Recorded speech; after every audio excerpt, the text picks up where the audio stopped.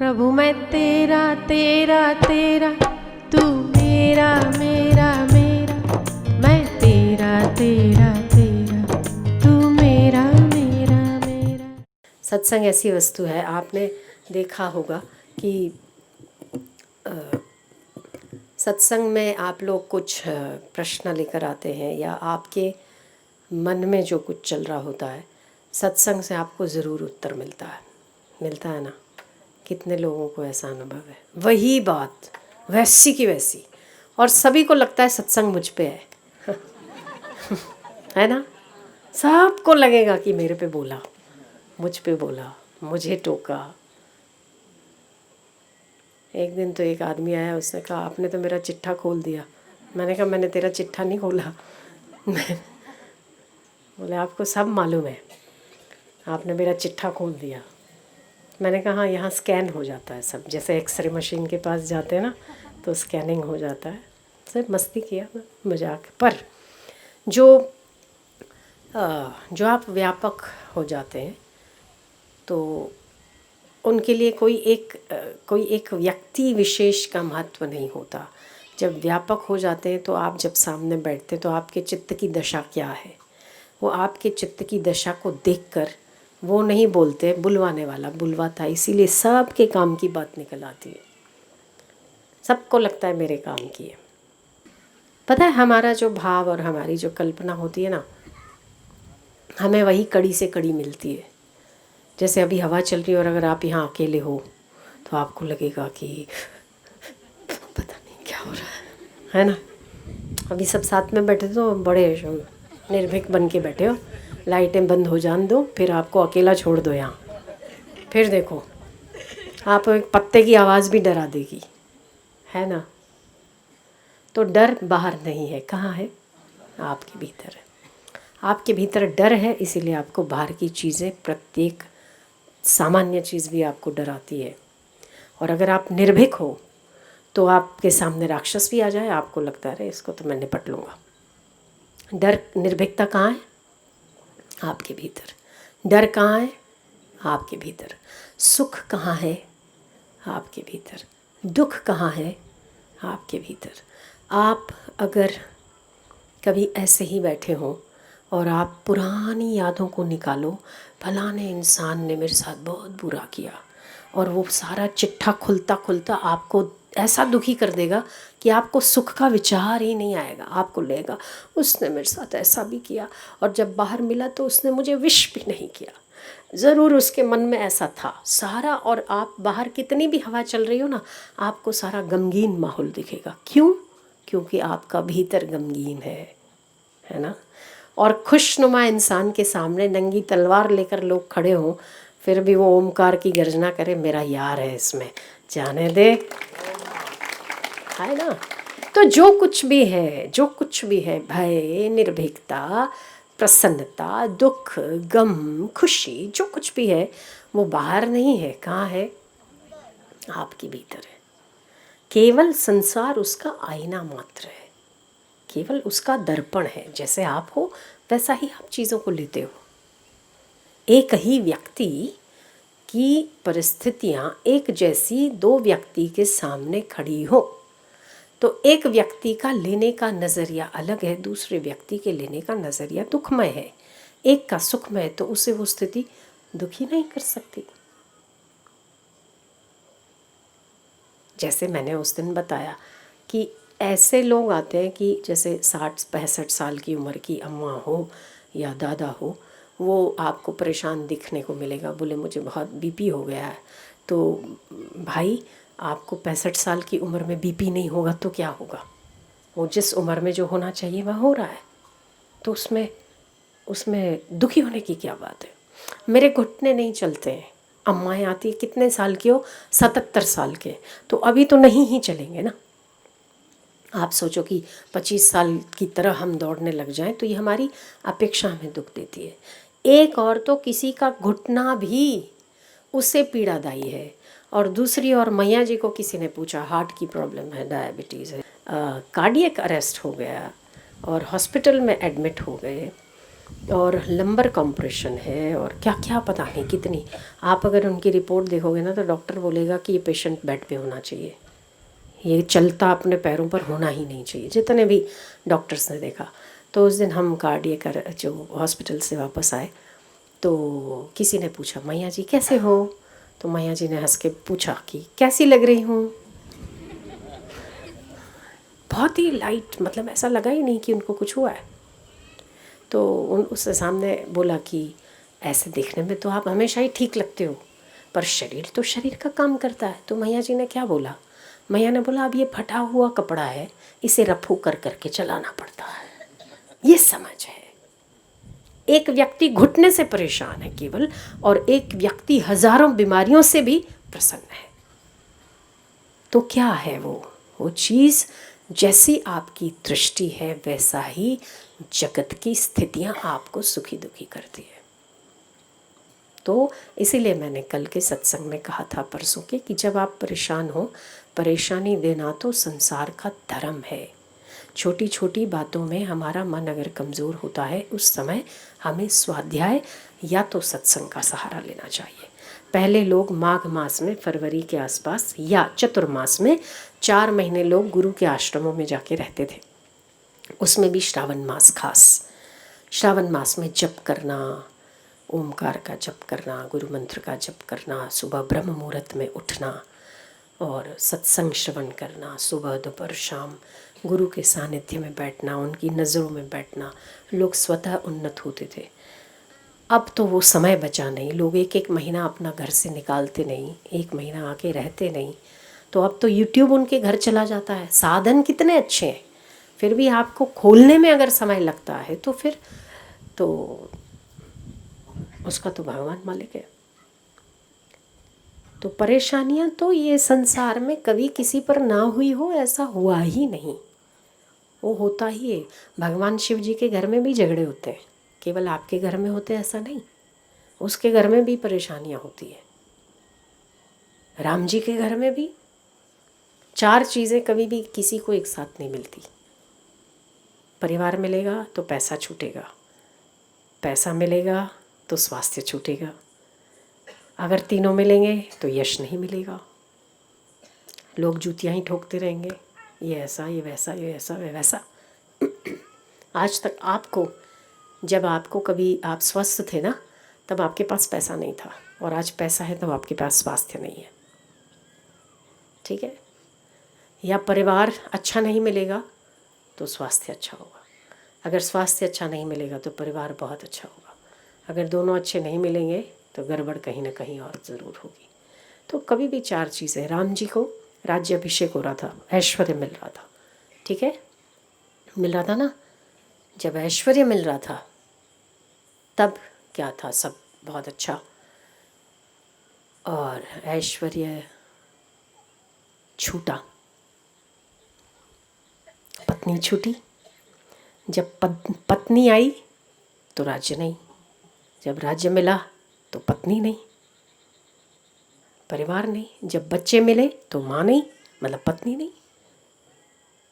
कुछ ना कुछ गड़बड़ी आपको नज़र आती है।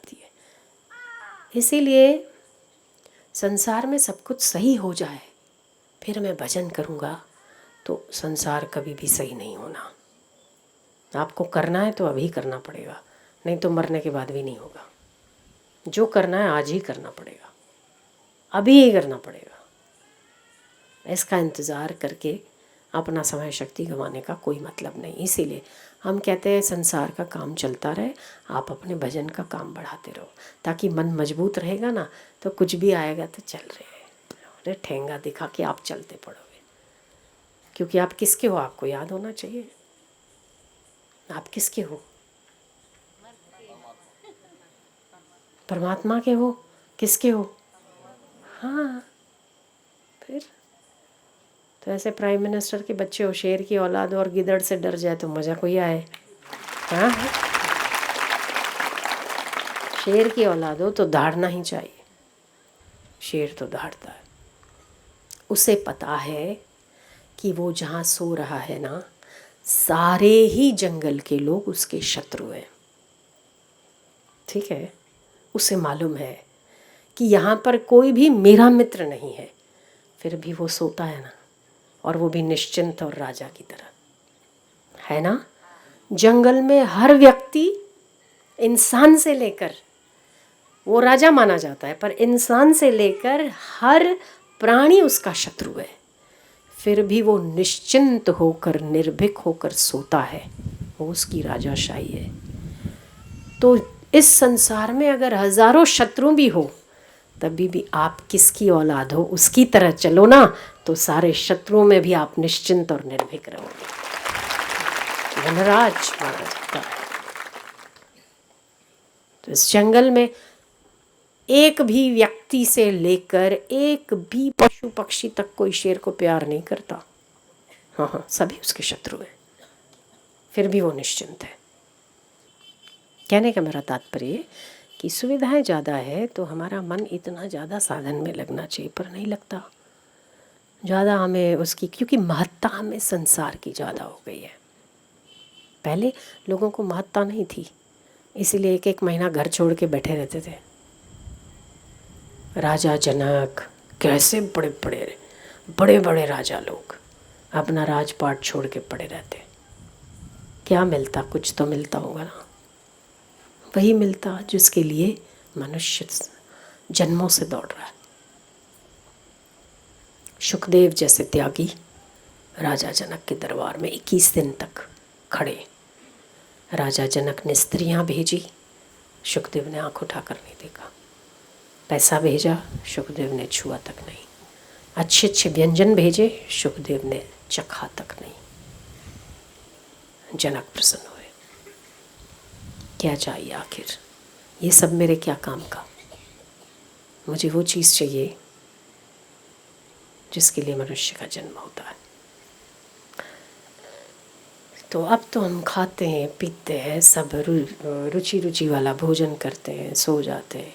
तड़प हमारी कम है और महत्ता संसार की ज़्यादा है, इसीलिए दिक्कत है। इसीलिए हम सुखी दुखी भी होते हैं, क्योंकि महत्ता जिस चीज़ की होती है ना, जैसे हम एक बहुत छोटा सा एग्जाम्पल लेते हैं। जैसे घर में पति पत्नी और बच्चे होते हैं। यदि पड़ोस वाला आपको गाली दे दे, या कोई दूर का रिश्तेदार आपको गाली दे, या आपको कुछ भला बुरा कहे, तो आपको वो बात दिमाग में बैठ जाती है, या कोई अपना प्यार करने वाला कोई व्यक्ति जिसकी आपके चित्त में कीमत है, वो अगर आपको कुछ कह दे, उसकी पीड़ा ज़्यादा होती है। किसकी ज़्यादा होती है? अपने वालों की या पराये वालों की? अपने वालों की। क्यों? क्योंकि उसकी महत्ता है ना। जिसकी आपके हृदय में महत्ता होती है ना, उसी का दुख होता है। उसी का अच्छा भी लगता है, उसका दुख भी होता है। अगर हमें सांसारिक कोई भी स्थिति हमें सुखी और दुखी करती है, इसका मतलब ही ये है कि हमें उसकी महत्ता है, हमने उसको अपना माना है। जो अगर परमात्मा को अपना मानता है, उसके लिए संसार जैसा भी चले, आया अंगूठे पे, कोई नहीं, मेरा यार मेरे साथ है ना, मेरा प्रियतम मुझे प्यार करता है ना, संसार को जाने दे, ऐसा भाव आता। वो ये सोचता है कि कोई बात नहीं, किसी के गलत या बुरा चलने से मेरी भक्ति बढ़ती है, तो उसके बुराई को धन्यवाद है। ये ऐसा हम महत्ता दे। पर उसने मुझे कहा ही क्यों? उसने मुझे ऐसा कहा, तो तेरे बाप का रात थोड़ी चलता है। कहा तो कहा, अच्छा है। अगर उस ईश्वर ने वो व्यवस्था की है, तो धन्यवाद दो कि वो आपको अपना बनाना चाहता है, इसीलिए परेशानी भेजता है ताकि तू उसे याद कर। अच्छी बात है, अच्छा है।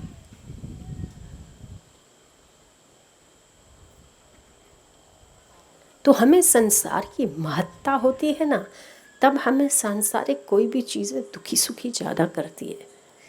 संत महापुरुषों का को या भक्तों का जीवन देखोगे ना, उन्हें किसी चीज़ की परवाह नहीं होती, उन्हें महत्ता नहीं होती, इसीलिए वो दुखी भी नहीं होते।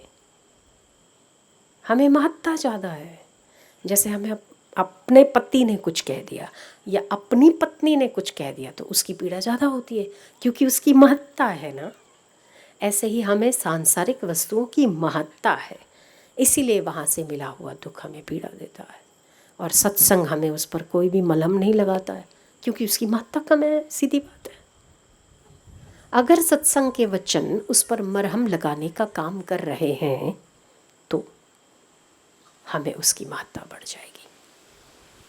आपको पता होगा कि जब एक लड़की शादी करके ससुराल जाती है तो वहाँ पर सब लोग ही उसके अनुकूल नहीं होते, है ना।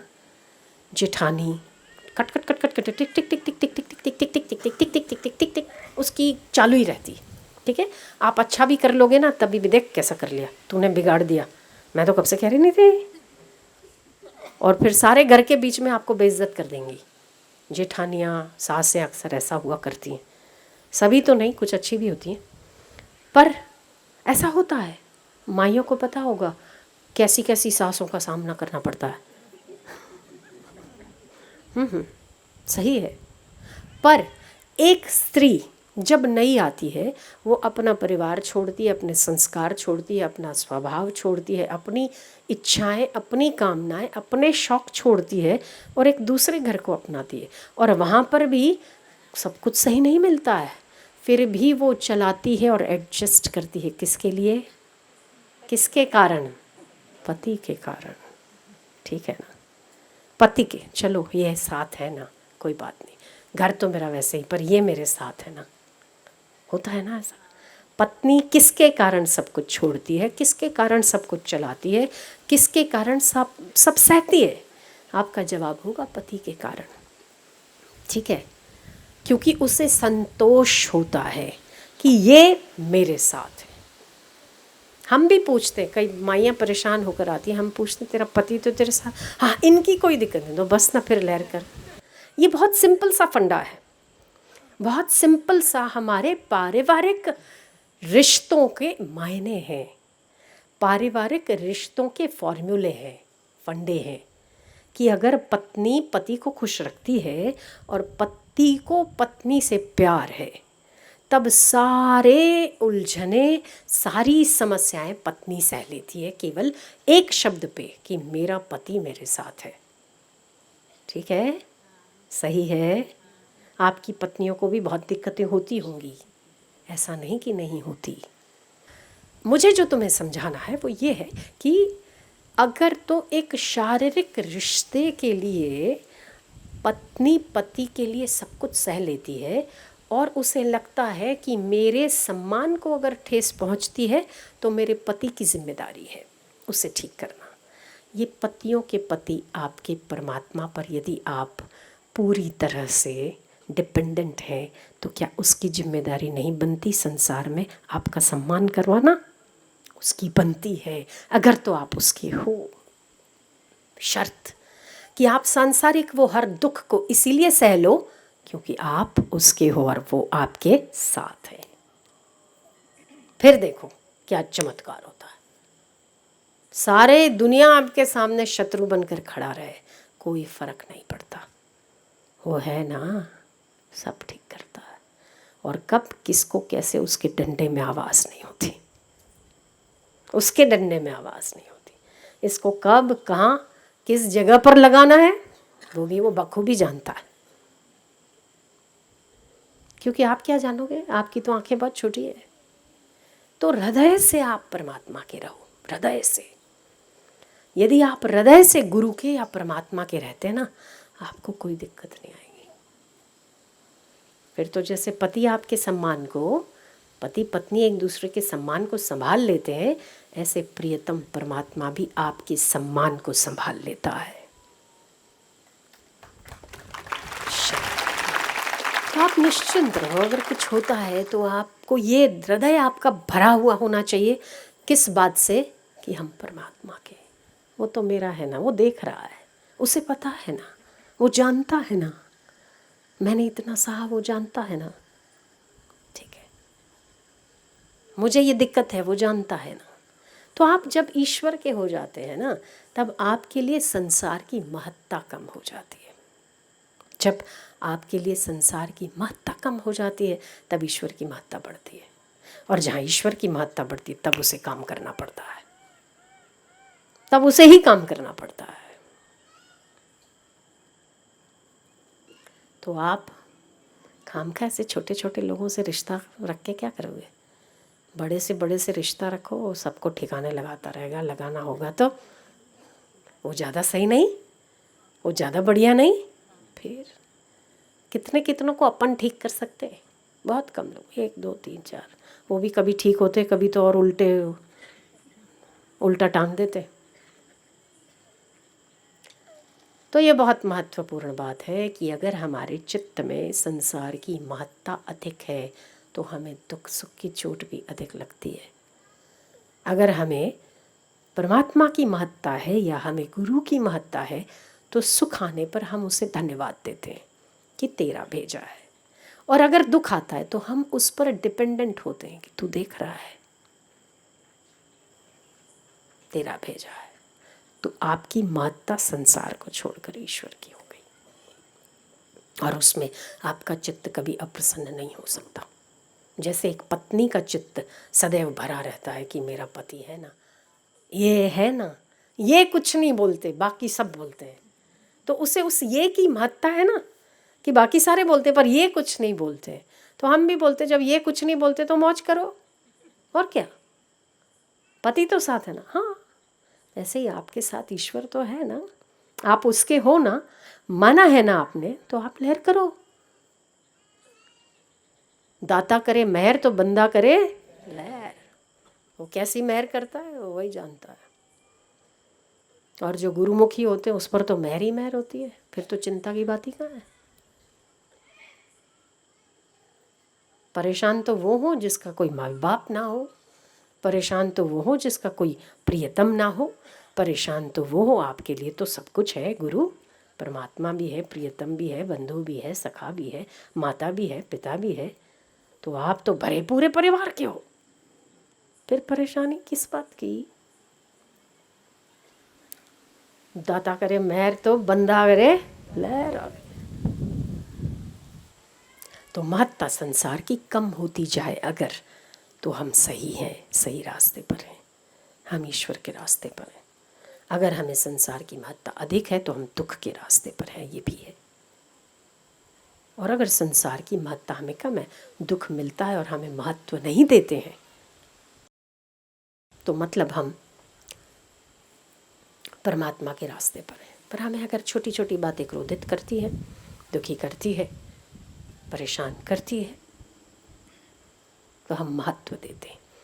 और जो संसार को महत्व देगा वो दुखी ज़रूर होगा, क्योंकि संसार ने कभी किसी को सुख नहीं दिया।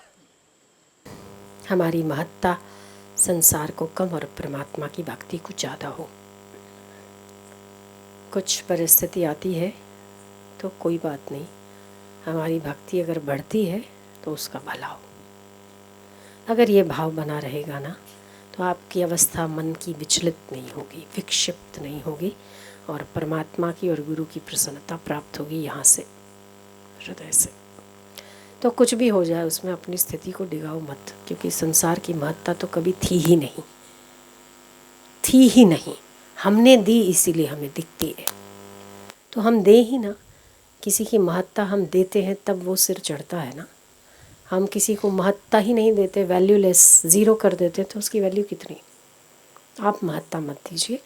यदि हमारी विकट परिस्थितियाँ आती है और विकट परिस्थितियों में हम भक्ति बढ़ाते हैं तो उसकी महत्ता है। भगवान की महत्ता संसार पर वैसे ही भारी रहती है, तो आप उसको महत्व दीजिए जिसका महत्व है। जिसका महत्व ही नहीं उसको महत्व क्या देना। तो मेरी बात ध्यान में रहे कि अगर कुछ सांसारिक, कुछ ऊपर नीचे होता है आपके साथ, कोई क्रोध कर देता है, कोई गाली दे देता है, कोई षड्यंत्र कर लेता है या कुछ और कर लेता है, जब ऐसे समय में आपको एक विचार आता है कि उसने ऐसा किया, पर दूसरा विचार आपको ये आता है कि देखो सब धोखेबाज है, या सब तो उसने आपकी भक्ति बढ़ाने का काम किया, भला हो उसका। अगर ये विचार बना रहेगा ना तो आपको कोई भी विचलित नहीं कर सकता। अच्छा है, अच्छा है। ऐसी स्थिति आई ना होती तो हम ईश्वर की तरफ आए भी ना होते शायद। कुछ गड़बड़ है ना संसार में, तभी हमें चलने की प्रेरणा भी मिलती है। तो अच्छा है। तो संसार को महत्ता मत दीजिए, परमात्मा महत्वपूर्ण है, उसी को अगर महत्व देंगे तो हम भी महत्वपूर्ण हो जाएंगे। जिसकी वैल्यू ही नहीं, अगर हम उसकी संगति करेंगे तो हमारी भी वैल्यू ज़ीरो ही होनी है ना। तो सबसे वैल्यूएबल कौन है? ईश्वर है, सत्संग है, ध्यान है। जब जब ऐसा हो अधिक जप करो, मन ठीक हो जाएगा।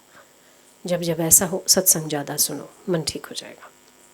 जब विकारों में ज़्यादा गिरते हो ओमकार का जप करो, मन ठीक हो जाएगा। तो इसे कैसे ठीक करना? इसको जिसकी कला आ गई ना, वो राजा हो गया, बादशाह। सारे जंगल में एक शेर के सभी शत्रु हैं, फिर भी वो राजा बन के घूमता है, निश्चिंत होकर सोता है, जबकि उसे पता है कि सभी मेरे शत्रु हैं। तो आपके पास भी सत्संग का शेर है ना, निश्चिंत होकर सोइए।